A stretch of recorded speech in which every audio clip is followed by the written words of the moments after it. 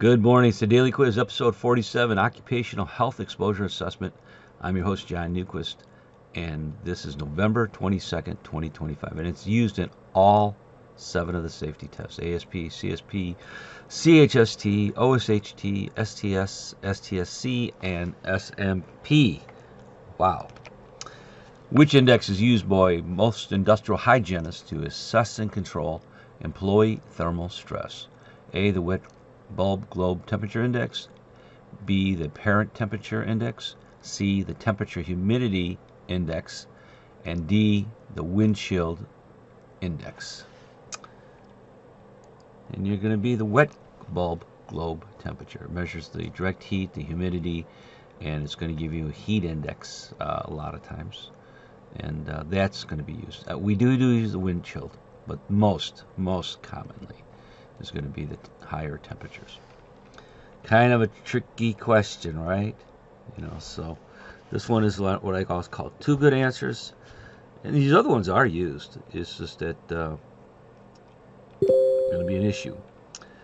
Some people would argue that temperature humidity index is kind of like the wet bulb, but no, OSHA always quotes the wet bulb globe temperature index. That's what they use. So I'm going to look the hygienist from OSHA make that decision.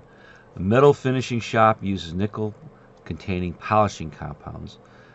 The safety professional receives complaints from workers about sinus irritation during buffing operations. No prior exposure data exists for the tasks, and ventilation effectiveness is unknown.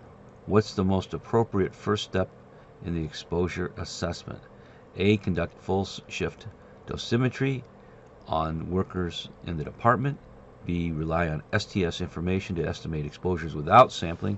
Assume exposures are below limits because the symptoms are mild. D, perform task-based personal air sampling on workers performing the buffing activity. And we always want to do air sampling on workers, so the answer is D. He's got a cassette that's connected to a pump on his other side, and it's measuring the amount of compounds that are going to be in the air while he's doing this process.